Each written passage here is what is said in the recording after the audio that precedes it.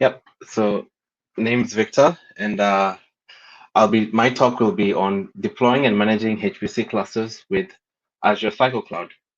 I'll give a little bit of an intro myself of myself in the coming slides. But in terms of what you're going to talk about, uh, on the agenda will be a bit of an intro into high performance computing, and I think that's the area that really is becoming more and more prominent in from an on-premise, but also recently in a cloud perspective. Uh, the Azure HPC services that encourage high-performance computing, in particular, there's Azure Batch and Azure CycleCloud. And then I'll be doing a demo on deploying clusters using Azure CycleCloud.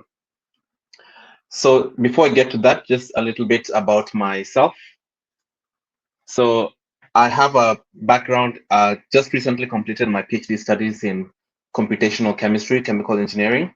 And my focus was more on energy and biofuels, seeing how we can be able to encourage the use of biofuels and replace fossil fuel derived transport fuels such as petrol and diesel.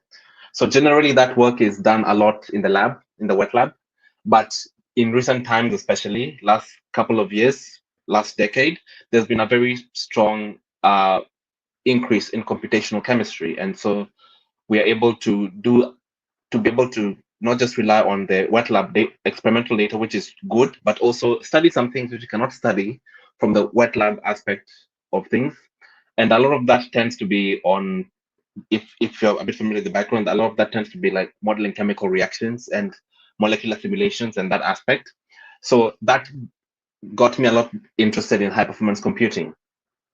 I should also add that I'm a Microsoft Learn Student Ambassador, and that has sort of been a very good synergy because Microsoft being very much focusing on various services, various cloud services, it gave me a very good way of exploring high performance computing technologies as it pertains to Microsoft services. And so that it's been a very good intersection. Those images are just some of the work, just to give you a demo of some visual of some of the molecular simulations that I do. Last year, I recently got to visit the RIKEN Center for Computational Science. And once again, one of their focuses was there's an on-premise aspect, but they also look at how they can leverage the cloud in enabling computation and enabling science in particular. So in the latter part of my PhD, I started working at POSI. So POSI is Supercomputing Research Center is a supercomputer based here in Australia, Western Australia, where I am. POSI, when it debuted, it was number 15 on the top 500 list so the top 500 list is a list of supercomputers ranked in terms of their speed in petaflops per second. So POSI was number 15 at the time of debuting. Number 4 in the greenest, in terms of the world's greenest supercomputer. So it debuted number 4. And so that is this working at POSI. I work as a training and education specialist, and it has given me a bit more context into HPC, not so much as a researcher, but now even as working at a facility that provides HPC to researchers and to other users.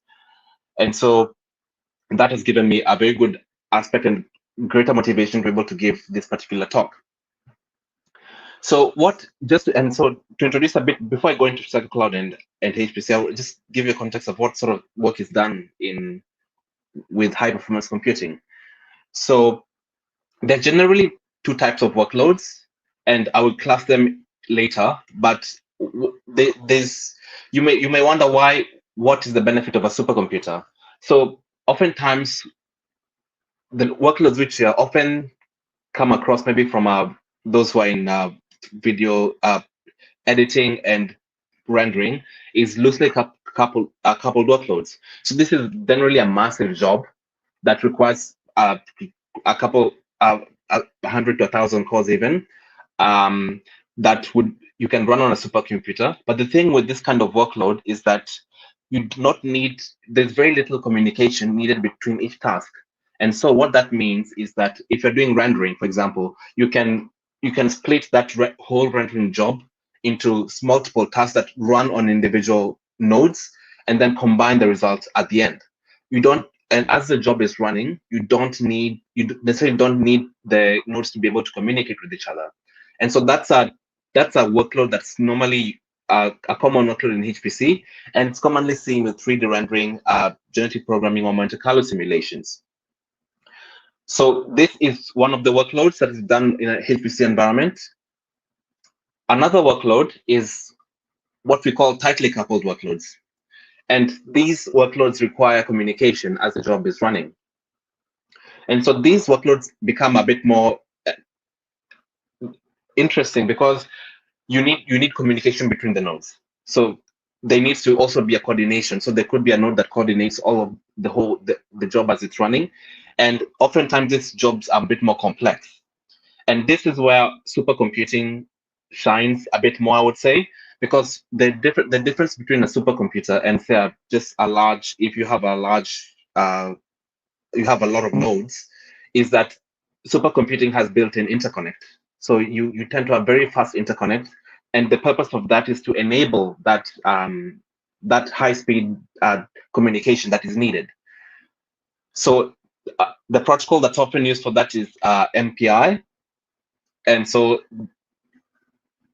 that those services, those supercomputers, or those various classes that you have would need to have, for example, MPI enabled to be able to do this kind of work. So on the top there, you can see there's a molecular dynamic simulation. That's a typical work that is tightly coupled and would require MPI if you're going to scale it across multiple nodes. Another one, which is at the bottom there, is CFD, this computational fluid dynamics simulations. So these two examples are actually very key examples because these are typical scientific workloads, and they were often largely run on premise.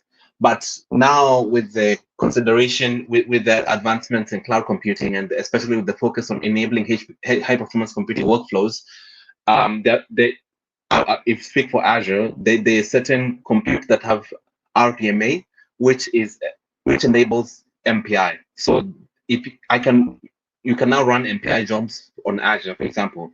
And so a lot of us in the scientific community have been bolstered to consider cloud workflows. And so that is what I'm going to demonstrate a bit with Azure CycleCloud. So with that, typical tightly coupled workflows, we have CFD and we have computational chemistry. There's many more, but these are just key ones that I would highlight that have taken center stage. So moving on to some of the services, this is a slide done by Microsoft, and it just shows the two main services that are offered for HPC workloads. So the first one highlighted on the left is Azure Batch, and this one is a cloud, as it says, a cloud native job scheduling. And so I think before I get much to that, I think it's good to know how generally how a high performance computing workload works is you tend to have your nodes, you have different clusters, and then you need a scheduler that's because multiple users want to use the super running on the supercomputer. You need a scheduler to sort of prioritize jobs. And so depending on the size of your job and depending on many other factors, you get a position on the queue. And so generally the scheduler takes charge of managing the workloads there. So the reason I mentioned that is because on Azure Batch, all that is abstracted. So you don't have to worry too much about the scheduler and the underlying infrastructure. You have HPC as a service. And so I have done some a talk and a demo on this, and I used an example of video conversion. So what we were able to do is just put in our input files and call the Azure Batch service, and it worries about the scheduling and orchestration. It takes care of that. You just submit your job and you get your output. So that is Azure Batch, and it's used quite a bit in a corporate context. However, those who are coming from work in a supercomputing facility tend to want a bit more control over the orchestration. For example, they may have their own scheduler that they have optimized they have certain policies enabled, and they would like to enable those policies on the cloud or on a cloud setting as well. Azure Batch does not provide that easily. However, Azure CycleCloud, and that's what its main use case is, to be able to meet that need for researchers and HPC admins who want a bit more control over their orchestration. So with Azure CycleCloud, you can see there's the hybrid model and there's a cloud native model. So and that's the support it has for third-party schedulers. You can even use the systems that you have on premise and use that, integrate that with Azure CycleCloud, and so you can easily have a bursting model. But what I'm going to demo is actually the cloud native model, just for simplicity. And that in that case, we will have the application running. I will set up the application, but the head node, which is our scheduling node, is going to be on cloud. And we will have the Azure CycleCloud server spun up, and Azure CycleCloud will then manage the worker nodes and also have the scheduler. All this will become clear once I do the demo. But this is a very good offering for that Azure CycleCloud is a good offering for those who are from a research context, or those who want a bit more control of the orchestration. So this is a similar sort of difference I've given between Azure Batch and Azure CycleCloud. You can see the key benefit here is that you can manage your workload a bit more with Azure CycleCloud, whereas Azure Batch just lets you focus on, abstracts all that away. You just run your job and you get your output. So just to show this is a schematic of, I'll compare the two schematics. So this is the Azure Batch workflow schematic, and I've mentioned it. I've already sort of touched on this. You can upload your input files, which would require Azure storage. And then Azure Batch will create your pool. So pool is really just your compute nodes. So those are the nodes that will do the computation for you. The tasks are the commands you actually want to run. So Azure storage will then, your input files it can be downloaded so that these tasks, the nodes can access your data and process your data. And once that's done, you have number 5 there, where the results are uploaded to Azure storage. And along the way, you can also monitor your tasks. But the main thing there is you can see Azure Batch manages the pool and the jobs. So comparing that with the CycleCloud workflow is, there is a head node. So you can see on that schematic there is, just to do a bit of a highlight there, too easy to follow. This is the head node. And these compute clusters are spun up by Azure CycleCloud, which in my case will be based on, it is going to be running on Azure. So Azure CycleCloud then spins up, according to how you want it, spins up the compute clusters. This compute cluster consists of a head node, which is your scheduler that manages the other nodes. And so that is the general format there. So there's a network attached storage that is then accessible by all these execute nodes. So you have a shared storage, and that allows for a common storage, and thus you can get a common output. So your output is easily accessible via the network attached storage, and it's not specifically attached to one node, and you can scale it up, scale it down, all can access the same NAS storage there. So that's the difference in the model there between the Azure Batch and Azure CycleCloud.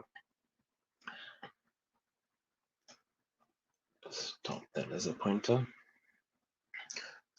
Okay, so just on that, so what the target audience, I've sort of mentioned this, but it's HPC administrators and researchers who want a bit more control over the infrastructure. Some organizations tend to have custom HPC environments, so, and that could be in the context of schedulers. So you can see Slurm is a common scheduler that's used. PBS is another. And so if you want to use that, then CycleCloud would be for you. I should also note, and from a scientific background, there's different workflows that already exist. So those who are in bioinformatics or genomics, for example, they may have their own workflows, and so they may want to they want to leverage their workflow on the cloud. And so this Microsoft, for example, just released a recent blog where they showcased how they were able to run genomic workloads for one of the using the Galaxy workflow. And so that was for the bioinformatics community. And that was a really good case of how you can, once again, do computational science workflows in the cloud. Yep, so if you have legacy HPC systems as well, or workloads requiring hybrid or bus computing, and this is, just to touch a bit more on this, is becoming a really important area, especially with the advent of converged computing. So if you have a supercomputing facility, it's being able to design a job such that part of it is run on the supercomputer on premise, and part of it is busted on the cloud. And so schedulers are being updated to be able to factor in this kind of workload as well. So watch this space in terms of what's coming up. Okay, so just quickly go to the rest of the slides. That's just a comparison between Azure Batch and Azure CycleCloud. This may be useful for if you considering which one to use. I've sort of touched on it. But yeah, I think the main one is just look at the customization there. It's highly configurable. That's Azure CycleCloud. However, Azure Batch is limited infrastructure control, designed for simple workloads. The rest I've sort of touched on what the focus is there. Now, before I get to the demo, just want to touch on the services that are going to be used. The CycleCloud server needs certain services provisioned. So even before I started this workshop, I already started that workflow. So because some of these take time. So we're going to need the networking aspect sorted out. So virtual networks and subnets. There will be default subnets and also a bastion subnet, because we just need to control the SSH or add remote desktop access as well. And we need to establish a network between, so that the CycleCloud server can communicate with the compute nodes. Public IPs for those who, so which is what I will use, because the CycleCloud server, you can access it, I guess you can access it internally, but it also provides you an IP, which is what we'll use to access our CycleCloud server. And so various authentication services there. We had to set up a service principal and also role-based access control. Because that takes time, I've already done that prior. I will show that later. And lastly, the CycleCloud server itself, there's various infrastructure that are needed. Some I've touched on, but you notice there'll be a disk storage. So that's the scheduler itself needs storage, and also be the shared storage, which we will see live. Okay, and I think at this point is when I will be switching to the actual demo. So just give me a second to stop sharing this screen, and I'll instead move to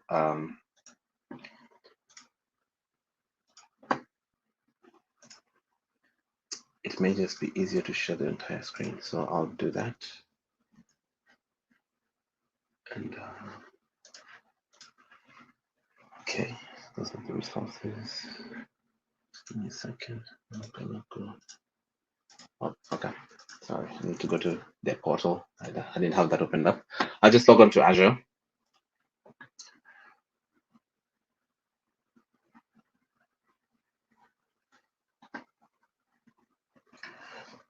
Okay. So if I look at my resource groups, I have this particular resource group here, and right, you can see it's already pre-populated with the Bastion service, the virtual network, IP address, and the storage account.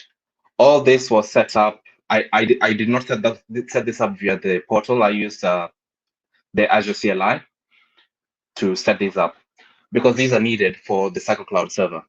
So with that being set up, I will then go ahead and I just want to keep that page open so you can see that side as well. Sign in there too.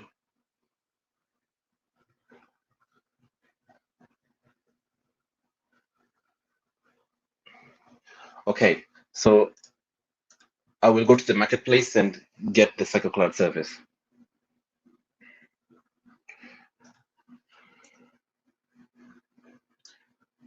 It's probably my favorites actually. Yep, so there's Azure CycleCloud. I've used it quite a bit, so I just favorited it there. And I'll create one, version 8.7. So it's really this the server is essentially a VM. So just make sure I use the prod resource group, which is what I've just created. I'll call it CycleCloud server prod, just to differentiate it from the other one that I have. Security type, that's fine. Just for this case, I won't use the spot. I will use the on demand. So what to note, I would like to access it via SSH. So I will use an existing public key, and I will demonstrate that later. So I will have to get that public key from here.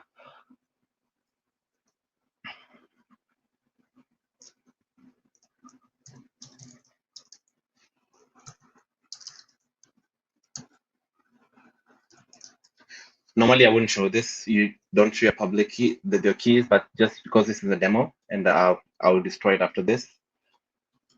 I want to use it so I can be able to SSH onto my machine. So next, you pick your disk size. 30 gigs is fine for me. Networking, I won't change. I'll just go with what's been configured there, which is the CC demo. Load balancing, I don't need to change too much for that one. I will disable auto shutdown. You can enable shutdown because it depends. It can be very resource cost intensive running the CycleCloud server, but I'm only running it briefly, so I'll just leave that on. The rest is fine.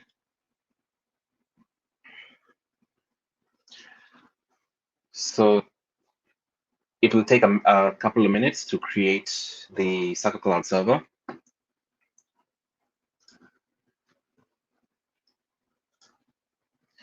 However, so one that is creating, I just want to demonstrate how that is created. I already have one running.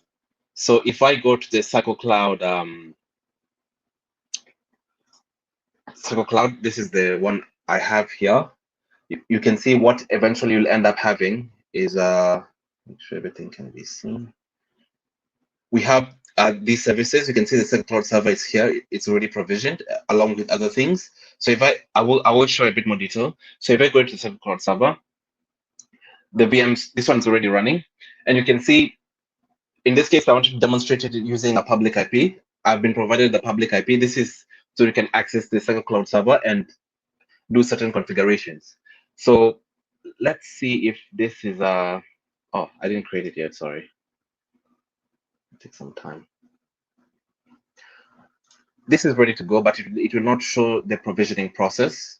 So I would like to demonstrate that. It only takes a minute or so.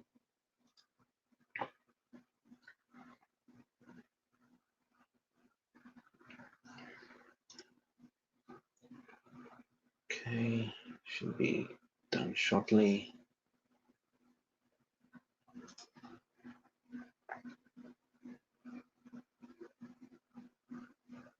Input time, okay.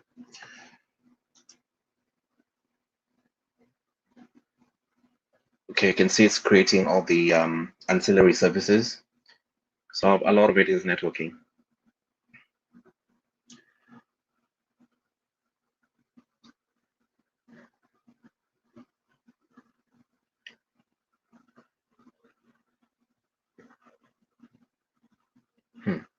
Okay, while that's happening, I will just show you what the final version of the CycleCloud server, like how it looks like once it's provisioned. Oh, you know what? It's actually done. So I'll go to the resource. Easier this way, then it's more flows better. So this is the CycleCloud server. Here's the IP. So I will copy that IP because this is just HTTP, so it's not configured via HTTPS yet. But this is just to demo how you set up a server, the CycleCloud server. So I got the right IP there. 2025. Okay, needs a few minutes.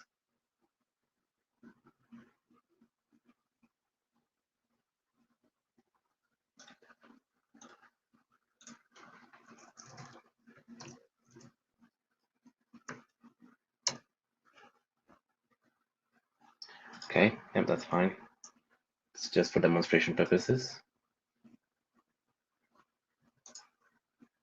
I think that is still provisioning. I will have to come back and show how you configure the CycleCloud server. But once that is configured, this is the view that you have. Okay, looks like it is done. So I will go through this. It's okay. This is just my own NordVPN aspect of there. So normally you probably would configure this via HTTPS so it can be from a safety perspective. So before you get to this, you actually need to configure your CycleCloud server. So this is the configuration process. So I'll just call it a simple name, my CC site. And then you need to put some information there.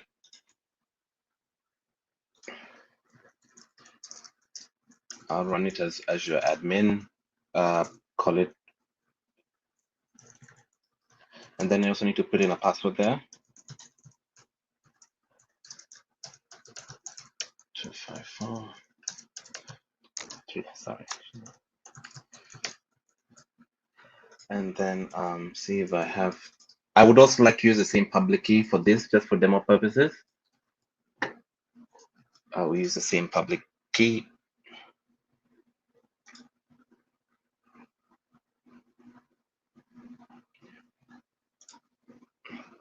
So once you've set up the initial part, you need to set up a subscription. And so for here, I just give it a simple, for demo purposes, is just a name of my subscription. And there's different ways you can. The main reason of doing this is I want to demonstrate this part. There's different ways for authentication. This you can do it via the app registration, managed identity, or workload identity. For what I have done is I've used the app registration. And so for this, what you need to specify is your tenant ID, your application ID, and the application secret. Now, since I've already used these on my other side, I've already done this on my other CycleCloud server, so I won't do it here. But that's what you'd put in there. Put in the default location and the resource group, which I'm using is a CC prod resource group. And then it would create a CycleCloud container as well. And once you do that, you would have fully configured your site and also the subscription. So that I won't configure this as right now because I already have one set up. So once you're done that, you'll be brought to this landing page, and here is where you configure your template. So this is how you tell CycleCloud that you would want to deploy your cluster. So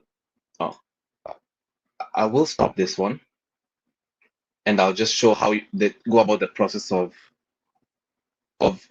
setting up your template. So in this case, I picked the Slum Workload Manager because that's the one I'm familiar with and I would like to demo. You can pick different managers. Remember, I mentioned earlier, it depends on the scheduler that you like to use. I would like to use Slum.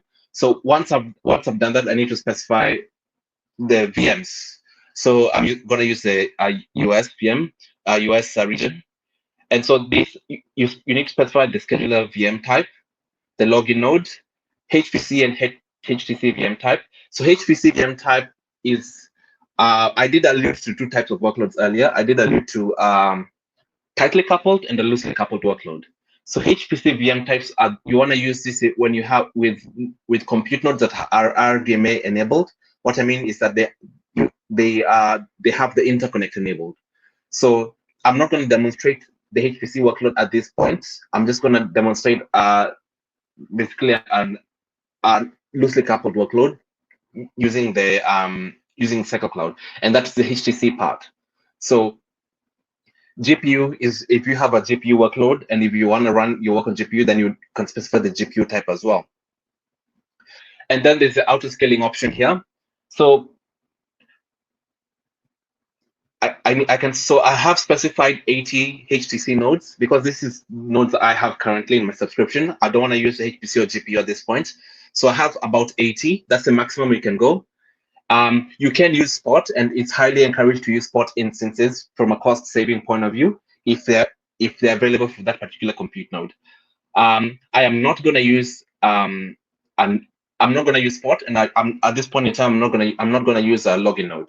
So login node is where it can enable you to run, is where you would run your submit your jobs. But in this case, you can do submit our jobs just from the scheduler node itself.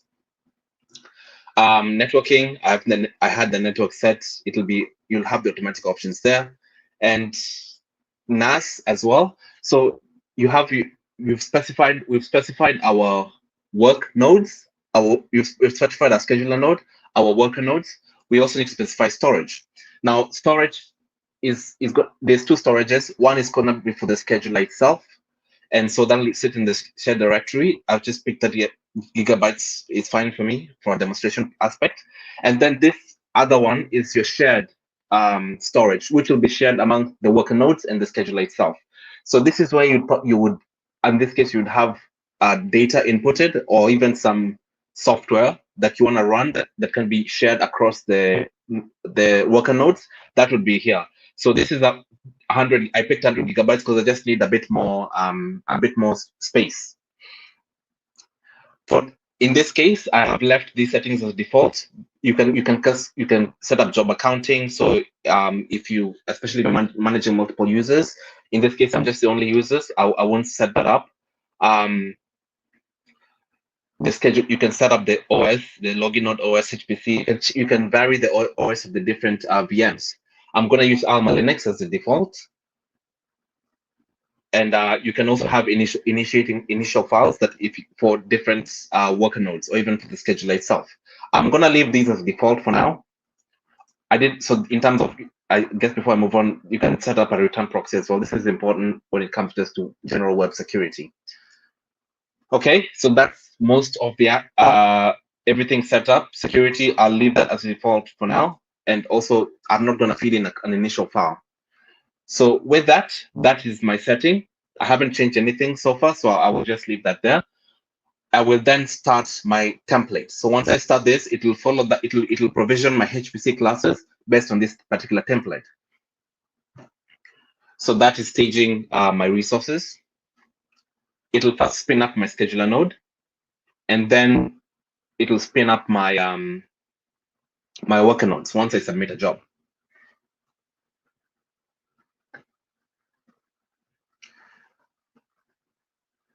I'll just give this a second. Shouldn't take too long because it was already spun up.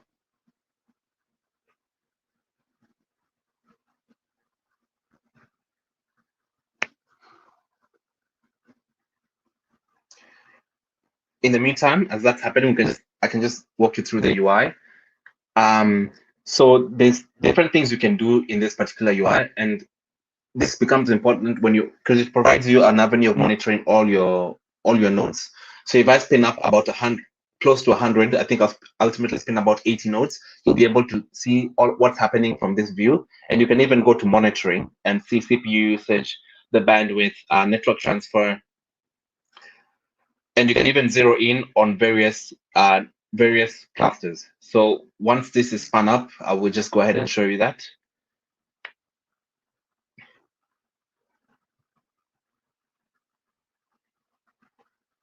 A good feature as well is you can estimate your billing, and this is really good for you to, especially if you're managing a research group, good to know and estimate your spending. You can connect this to various monitors as well, cost monitors within Azure. How are we doing for time? It just take a little bit long, just a few more minutes. I probably shouldn't have stopped it because a VM generally needs a bit some time to spin up, but we are doing well for time. So I just give this is the last major spin up that is needed.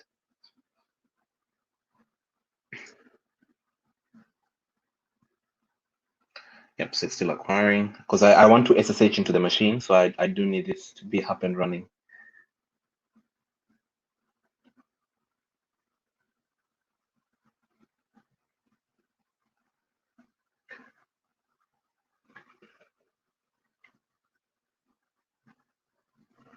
Okay, anytime now.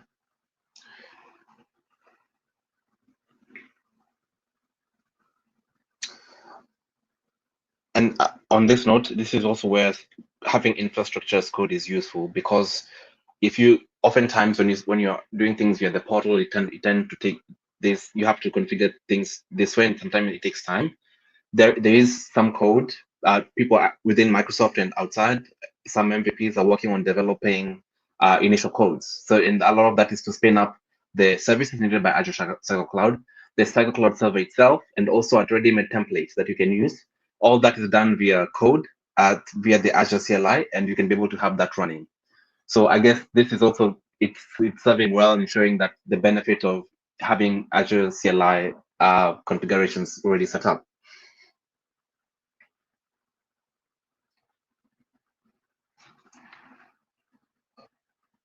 Oops, encountered an error. That's strange.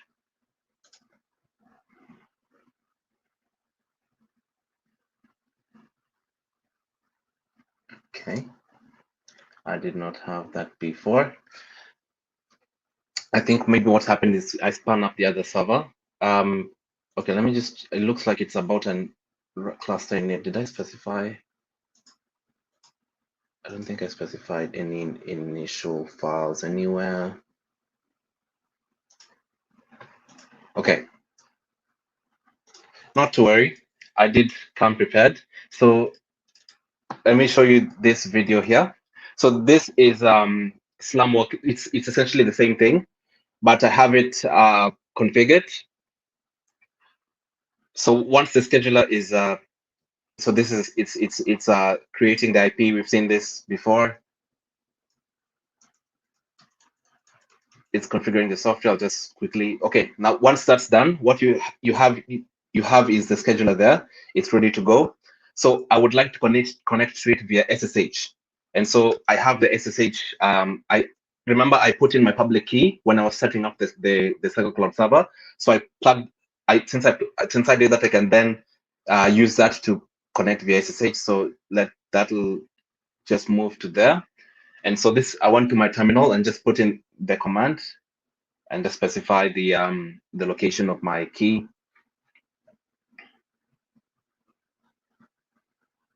Okay.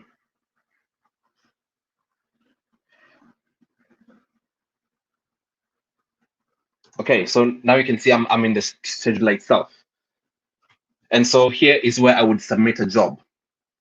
So generally, Slum has various commands. So one of the commands within Slum, which is the scheduler itself, is sinfo, which tells you the partitions you have. Now earlier, when I was set up my template, I had to set up I specified a GPU, a HPC, and a HTC, also a dynamic partition. I want to, because my workload is loosely coupled, I will use a HTC partition. You can see I have 80 nodes there ready to go. So I will demonstrate that. Okay, so I'm running info. I know. Just a second. So what I've done there is I want a job. So this is a sample. It's a test job, because the main purpose of this talk is to show how to configure the CycleCloud server. So I just picked a CPU and a disk intensive job that really is just calculating prime numbers between 1 and that looks like 100,000. Yes, it's just meant to be ridiculously long. And so it's doing, at this point, it's doing that over 50 nodes. So I specified I'm gonna just use 50 nodes to do that command and then have various outputs. So that's how the scheduling happens. So once I do that, you can see I've submitted a batch job. And so what will happen then is you can see that is running, is now running. And then if you look at the portal, you can now see that it's the job has been submitted and it's now spinning up 50 VMs, because I requested for 50 VMs. It's now spinning up 50 VMs, which will need some time to spin up. So I'll just forward that a little bit. So okay, this is just me doing some checks. Go back to this. So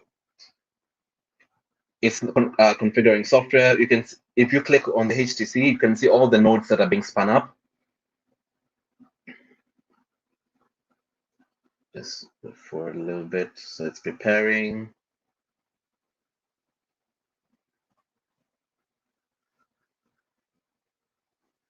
Okay, and so here it's done configuring, almost done configuring the software.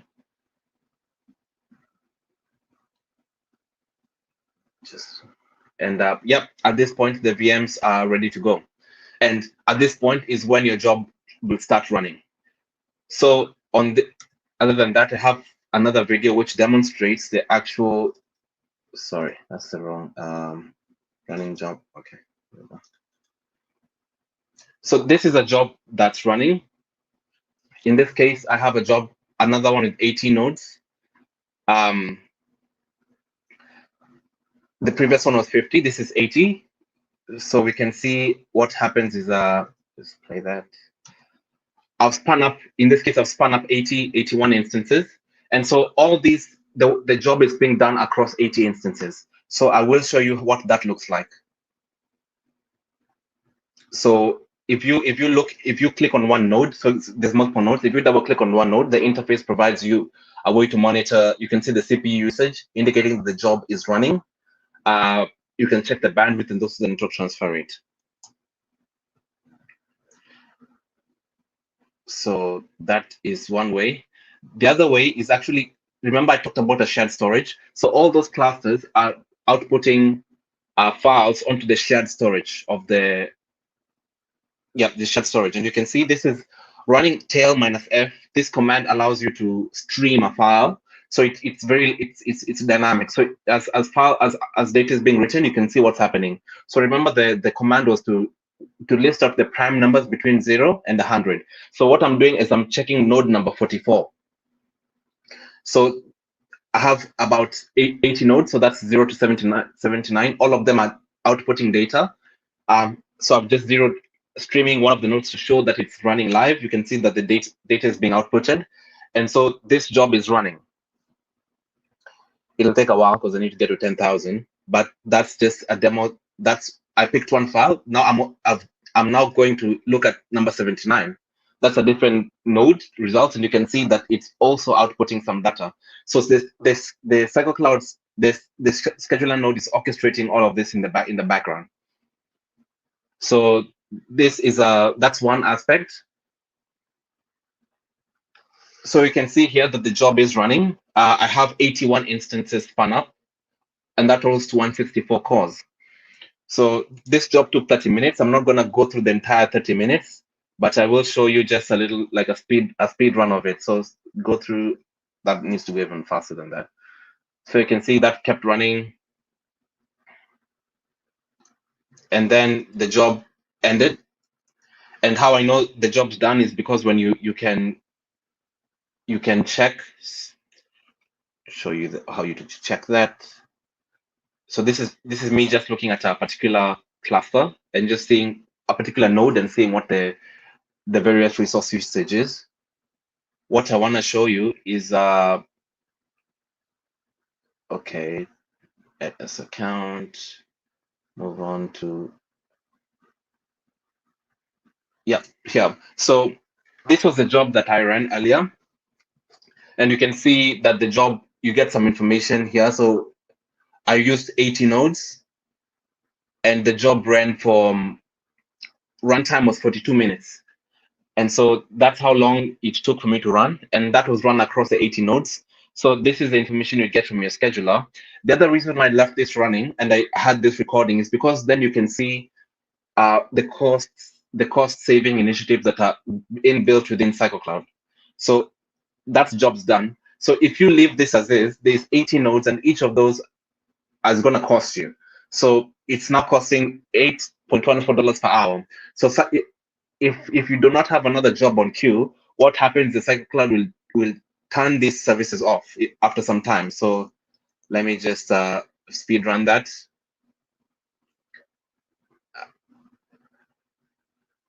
Just doing monitoring. And you can see now the jobs have started terminating. So this is not initiated by me. That is just cost-saving practices that are there.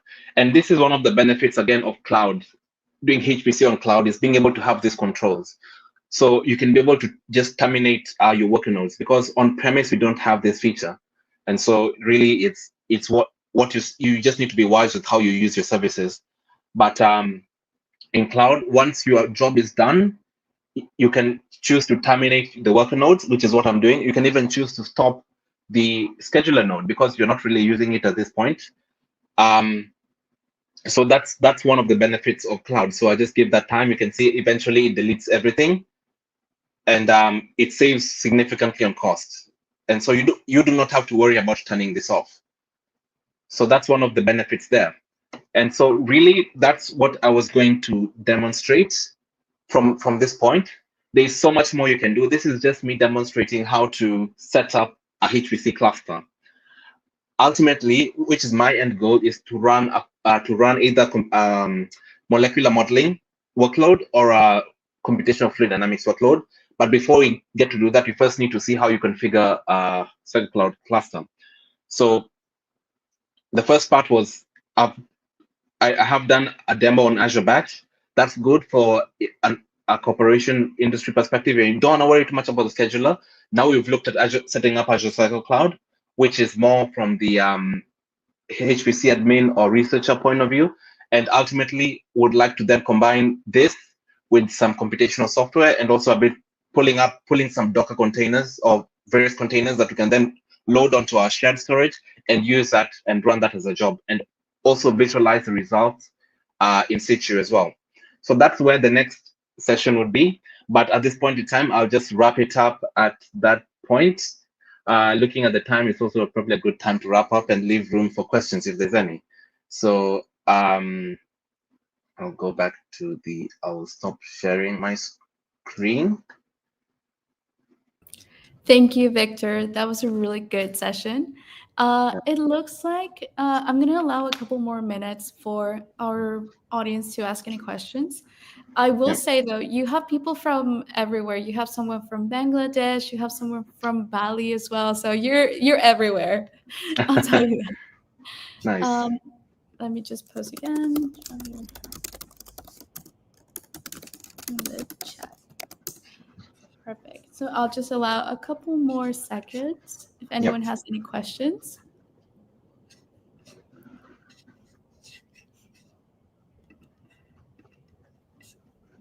While we wait, I will say, Victor, you have a really good way of explaining everything that you're doing. So I think it makes it very engaging for the audience, which honestly I think might also explain how everyone's like, hey, this is clear, all good. Right. No, I think the challenge is, especially in this field, like things can get complicated very quickly. So it's always trying to make sure that I communicate in a way that it's understandable. It's a challenge, but work on it. Yeah. I think you do it very well. I mean, I speaking for myself, even where I'm not necessarily an expert in that specific area, but it's so clear. Someone also says, "Thank you for your explanation, Victor." I agree. Really, really good way of explaining. I think you're a fantastic presenter. Well, in that case, if we don't have any questions from the audience, Victor is someone from Nigeria as well. You are everywhere, I'm telling you. Beautiful. Then in that case, Victor, would you like to share maybe your LinkedIn or somewhere that your audience could potentially connect with you? That's a yes. I'm happy. I don't have it on slide, but is there a way I can pop it in somewhere? Or? Yeah, of course. I'll pop it in the chat. Okay. Let me just. Okay. Let me just find let me put my LinkedIn. I should have actually added that on this. It's a very important thing to add as well. It's good to have on hand. Yeah. There we go. I have it right here. So to our audience, I will just pop in Victor's LinkedIn profile in the chat in case you guys want to connect with him. And maybe if after the session you have any other questions, you know where to find him. Thanks for that, Isabel. Yeah, of course. We have a question actually. So Victor, can what you just spoke about, can this be integrated to robotics? Is this something that can be done? So it depends it depends what you're trying to do. So within robotics, the idea here is like high performance computing. So if you have if you want to make use, if you're doing some maybe modeling, I'm not sure how much of modeling would be in robotics, but if you have some simulations to run and you have your own software and your own various custom stuff and you want to use the cloud without having to port everything to the cloud, then yes. So it caters largely to having, if you have modeling or simulations or kind of workflows. That's largely what CycleCloud is for. So yes, but depends on the area you're looking at. So short, yes, but it depends on the area. There we Yes, go. yes. Thank you so much. I think that was a really good question. Very interesting as well. Beautiful. And yeah, guys, so like I said, I popped in Victor's LinkedIn in the chat. And if you happen to miss anything, any part of this live stream, this recording will be available on the Reactor YouTube channel. If not immediately, at least 24 hours after the session. But yeah, thank you all for joining us today. And we hope you have, oh, look, we have a lot of sims and modeling and robotics. So yeah, yes, definitely a use case. Yeah, absolutely. There we go. Yeah, everyone's getting interactive now. yeah. Oh, good. Well, thank you guys, and thank you for the interaction. And I hope everyone has a lovely rest of your day. Thank you, guys. Thank you.